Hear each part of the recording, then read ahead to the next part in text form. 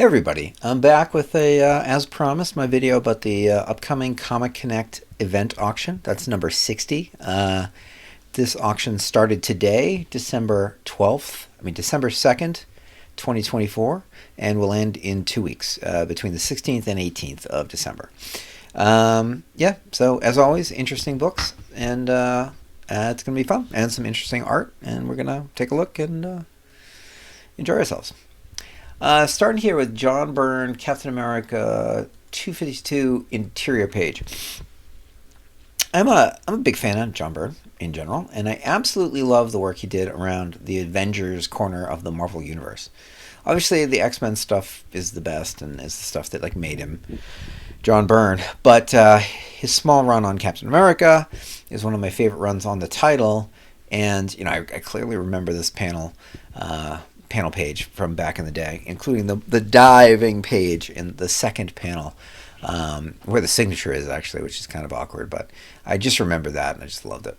And I loved his Avengers run too. So those Avengers books, I collected a lot of those. And there were some Perez Avengers in that era, so the late 70s, early 80s. Really cool stuff. So Wonder Man Avengers. It's kind of the Furry Beast and Wonder Man is what I think of as defines that era. Which is a funny definition, but they were main characters during that period. Okay, so Bill Sienkiewicz, Moon Knight, number 33 cover. It's a great cover. Love Sienkiewicz. You can see the white opaque used to cover errors, which is funny because it has stayed white and the rest of the page is yellowed significantly. But very cool page. I'm a fan of it. And it's funny because this is nearing the end of Sienkiewicz's run on Moon Knight. And if you're not familiar with the arc of his run on Moon Knight, he kind of started off as an extremely good Neil Adams clone and ended up being kind of the Bill Sienkiewicz that we know. I think this is the first time I've mentioned Sienkiewicz on the channel, by the way, which is kind of crazy. But this is how it started. As you can see, this is kind of not exact, he's got his own, the figures are maybe a little longer, a little more drawn out, a little more heroic proportions than you would see from Neil Adams. But it's clearly influenced by Neil Adams. Especially that figure in the middle. It's the mercenary. Wow. And then it ended up here, which is, you can still see that kind of long, heroic figures and some of the things that you saw earlier on the run, but, and this isn't the last cover from the series. It's I think 37, but it's the one that most looks like the stuff that you would come to see in New Mutants, which was just after this. And then, of course, Stray Toasters and Elektra Assassin and all that kind of stuff went from there. So it's a really interesting transformation arc for Bill Sienkiewicz on Moon Knight. But great stuff, and it's really a series to check out, just to see the evolution of one of the most influential and kind of creative artists of the last few decades. He's been at it for a while and remained vibrant the whole time. So okay, Action Comics number 1, CGC 9.0 restored. The other 9.0 sold for $452,000 in 2021. This book was graded in July of this year, but there are only 2 on the census. So, and this one isn't the other one, so I know that there are 2. I've seen the certificate, cert numbers. So I don't know. They sent it back in, thought they would get a bump or something like that. I don't know. But yeah, 452,000 is the benchmark. That was 2021. We'll see how this one does. It is a nice looking comic. So, All American Comics number 16, CGC 5.0. Now, granted, you can't see the quality of a restoration job through a photo. You can tell sometimes, if you see a really bad resto job, you can see it at arm's length. But this book looks great. I love this copy. So hopefully somebody gets it. Another restored 5.0 sold for around $50,000 earlier this year. So we'll see how this one stacks up. Okay, Batman #1, CGC 2.5.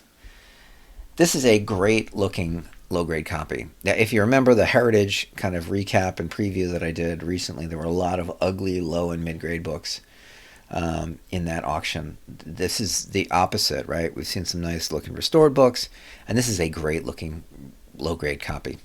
Why? The cover is detached, so it gets hammered on the grade, but realistically it looks like, I don't know, VG or something like that. Yeah, and since it's going to go, for the rest of its existence, it's going to live in a CGC holder, I wouldn't care about a detached cover at all. It's basically in stasis. This particular copy, by the way, has had an interesting past. It sold for a whopping $270,000 in March of 2022 at ComicConnect. Then it sold for $156,000 at Heritage in April of this year, which is approximately like $150,000 to $160,000 loss. It was $130,000 hammer price minus seller's commission. And now it's being flipped back on ComicConnect. I hope whoever buys this copy, I mean specifically this copy, because I just think it's just a perfect 2.5. I hope they sit on it for 20 years. This is a great low grade copy.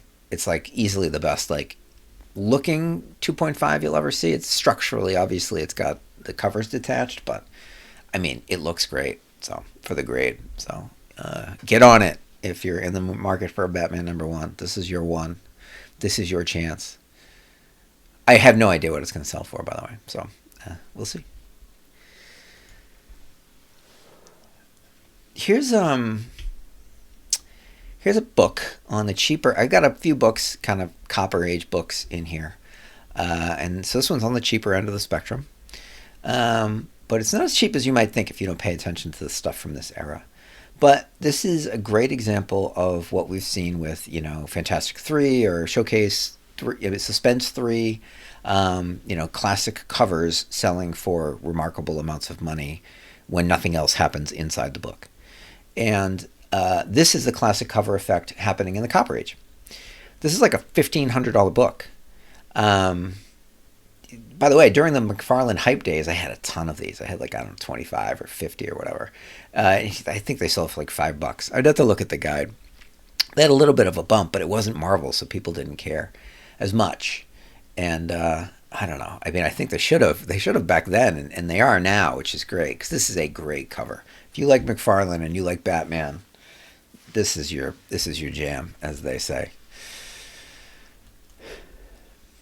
Captain America 109, Origin Retold, great Jack Kirby cover. CGC 9.8. So these 1968 Marvel expansion books are plentiful. The hobby was mature enough at that time that people bought these books in anticipation of them selling for a premium in the future. If you've seen my world record comic book progression videos, you know that people were already buying and selling books. Books were selling for hundreds of dollars.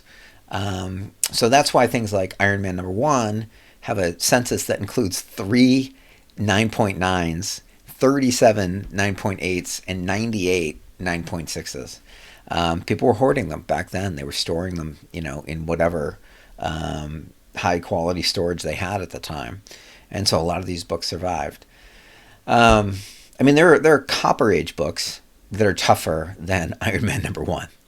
Omega Man #3 is one I mentioned, right? There are thousands of those graded, tens of thousands, and there are no 9.9s or 10.0s. The highest grade is 9.8.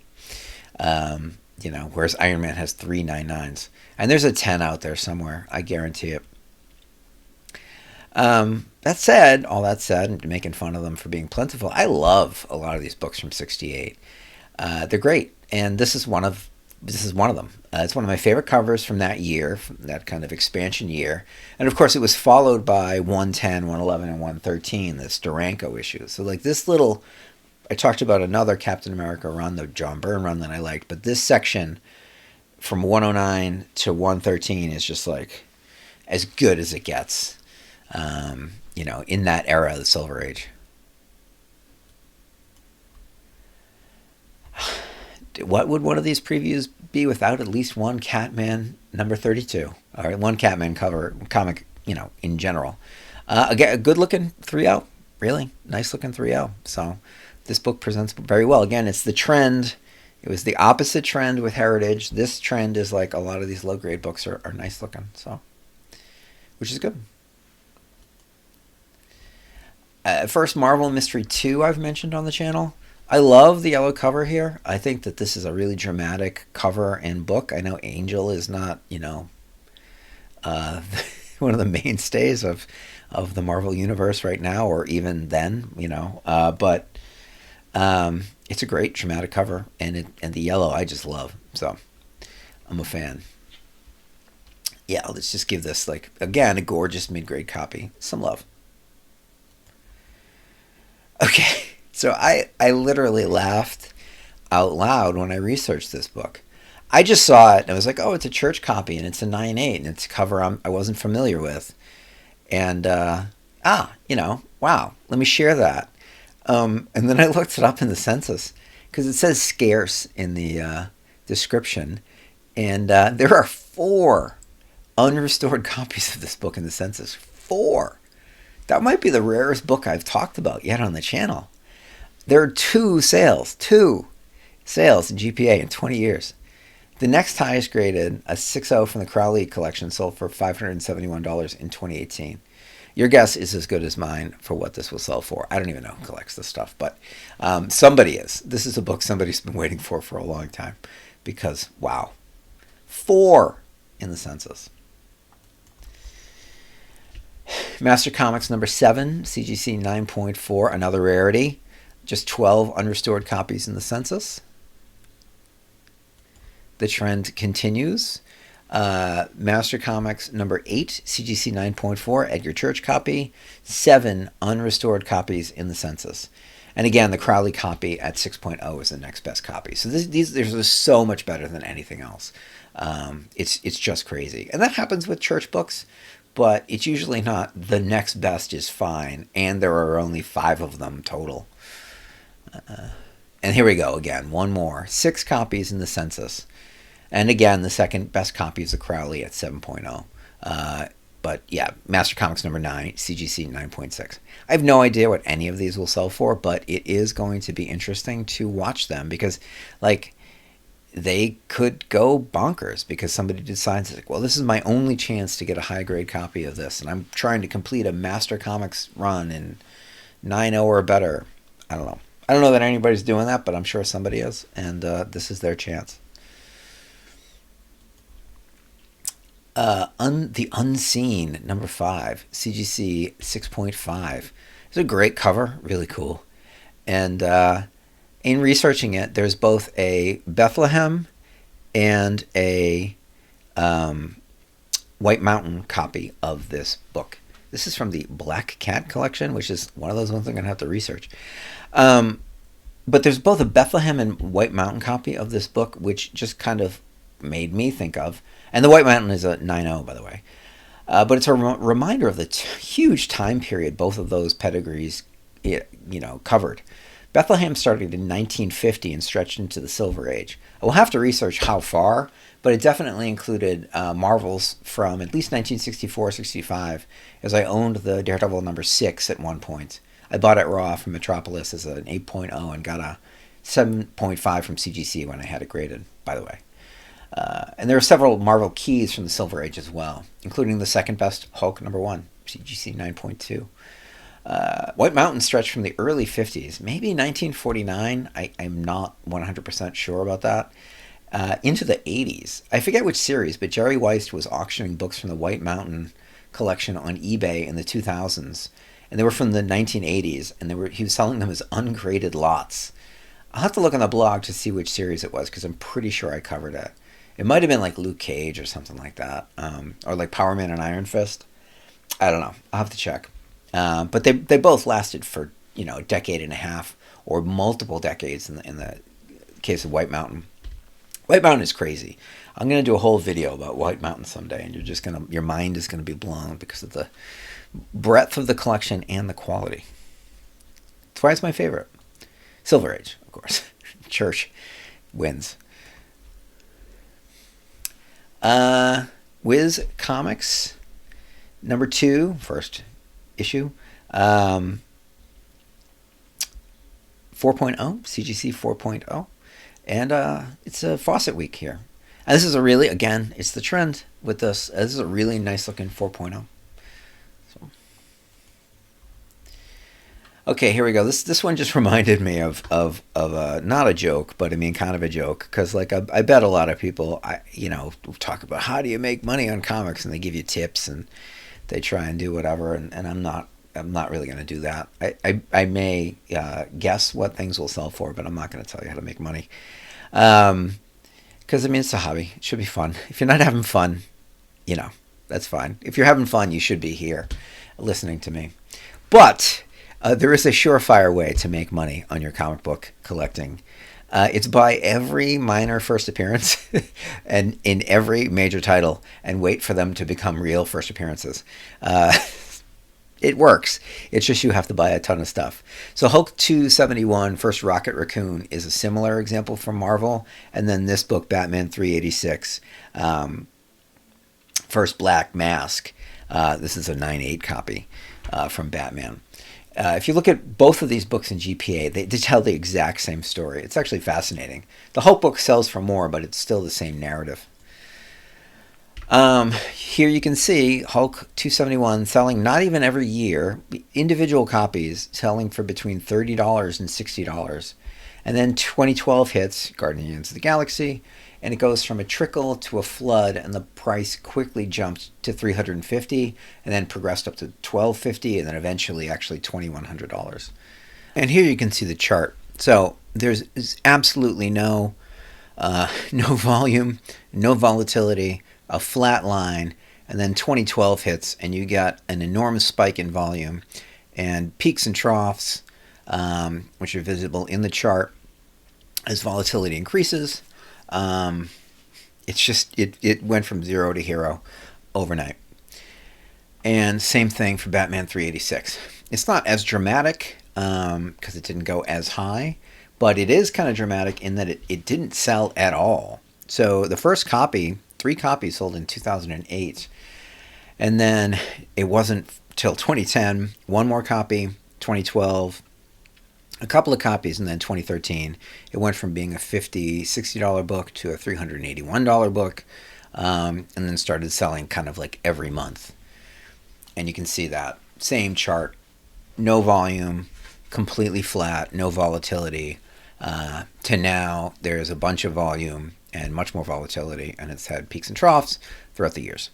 So there we go. I've solved the mystery of how to make money on comics. You just need to buy hundreds of high-grade copies of books that may never make you any money, and then cash in when they do make you money. It's that simple. Here we go. Old Man Logan, Steve McNiven, Wolverine number 68. I love this guy's art. Some people think it's a little kind of stiff, maybe a little precise, but I love it for that. I really do. Great page, classic story. I think the story is a great read, and of course, inspired the Logan movie. So a lot to like here. And here we go. Barry Windsor Smith, Marvel Comics Presents number 75. Another classic Wolverine page from Weapon X, from the legendary Barry Windsor Smith. This story was it was really weird. It was in Marvel Comics Presents, which was like such a strange, pulpy, kind of like low quality, sometimes like low quality, tryout-ish book. And then suddenly you would always have like good stuff show up. Like Sam Keith was in it when he was hot and stuff like that. And then you would have this. But this was promised to be like, oh, is this the Wolverine origin? And it really wasn't. We had to wait another 10, 15 years for that.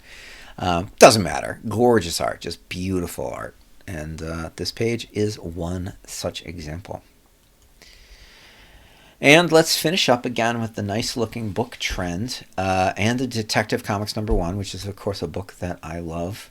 This one will look really nice in somebody's collection. I'm just saying, if you're in the mood for one of the ultimate DC keys from the Golden Age, pre-hero keys, this is your book. Really nice looking. Again, slightly brittle pages. You might want to, not take it out of the holder, but it looks pretty good. So, gotta love that. And I like to end up with something nice looking. I love the red cover on this, as I've mentioned. So that'll do it. These auctions will end in a couple of weeks, 2 weeks plus, give or take a day or two, because of course they spread their auctions out over several days. Yeah, it's going to be interesting to see where some of these go. A lot of faucets I'm watching, which is new, and yeah, as always, really interesting stuff from ComicConnect. I'll be back next week. Probably, I'm probably going to have to do a heritage preview, but I also want to do some historic stuff. So I'm looking at a quick revamp of the list of existence and grade of Silver Age keys in the major Silver Age pedigrees. So it's a list I keep on the blog where I went through all of the big Silver Age pedigrees and figured out which keys exist in each and grabbed the grade. I haven't updated that in probably 5 years, so there are probably some books that have surfaced. So I'm probably going to do that. I'm actually interested in doing the research, and once I do the research, I'll do a video about it here. So yeah, thanks. If you made it this far, thank you again. Thanks. I got to 100 subscribers. Thank you for that. Like and subscribe if you haven't. Share with your friends. And I'll see you this week or next with some more great content.